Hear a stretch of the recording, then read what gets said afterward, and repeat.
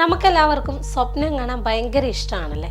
എന്നാൽ നമ്മളിങ്ങനെ സ്വപ്നം കാണുന്ന സമയത്ത് നമ്മുടെ മസ്തിഷ്കത്തിൽ എന്തൊക്കെ പ്രവർത്തനങ്ങളാണ് നടക്കുന്നതെന്ന് നമുക്കറിയില്ല. എന്നാൽ താൻ സ്വപ്നം കാണുമ്പോൾ തൻ്റെ മസ്തിഷ്കത്തിൽ എന്ത് പ്രവർത്തനങ്ങളാണ് നടക്കുന്നതെന്ന് അറിയാൻ ഒരു പരീക്ഷണം നടത്തി ഇപ്പോൾ വെട്ടിലായിരിക്കുകയാണ് റഷ്യയിലെ നോവോ സിബിർസ്ക് സ്വദേശിയായ മിഖായേൽ റഡുക.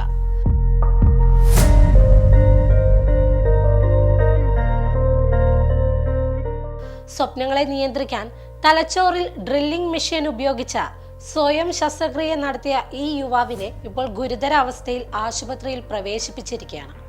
തലയിൽ മൈക്രോ ചിപ്പ് ഘടിപ്പിക്കുന്നതിനായാണ് ഇയാൾ സ്വയം ശസ്ത്രക്രിയ ചെയ്തത്.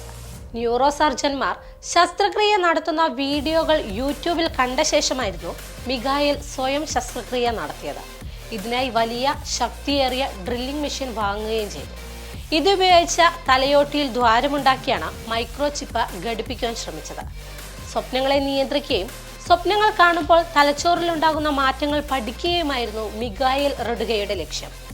ഞാനൊരു ഡ്രില്ല് വാങ്ങി എൻ്റെ തലയിൽ ഒരു ദ്വാരമുണ്ടാക്കി, തുടർന്ന് എൻ്റെ മസ്തിഷ്കത്തിലേക്ക് ഇലക്ട്രോഡ് നിക്ഷേപിച്ചു എന്നാണ് റഡുക ഒരു പ്രാദേശിക മാധ്യമത്തിന് നൽകിയ അഭിമുഖത്തിൽ പറയുന്നത്. എന്തായാലും മൈക്രോ ചിപ്പുകൾ ഘടിപ്പിക്കുവാൻ ആദ്യം ന്യൂറോ സർജന്മാരെ സമീപിക്കുവാനായിരുന്നു മിഖായേലിന്റെ തീരുമാനം. എന്നാൽ അതിന് വലിയ ചെലവ് വരുമെന്ന് കണ്ടതോടെ തീരുമാനത്തിൽ നിന്ന് പിന്മാറുകയായിരുന്നു. തുടർന്നാണ് സ്വയം ഓപ്പറേറ്റ് ചെയ്തത്. എന്നാൽ 4 മണിക്കൂർ നീണ്ട ശസ്ത്രക്രിയയിൽ ലിറ്റർ കണക്കിന് രക്തം റഡുകയ്ക്ക് നഷ്ടമായി. തുടർന്ന് തീർത്തും അവശനായ മിഖായേലിനെ ആശുപത്രിയിൽ ആക്കുകയായിരുന്നു.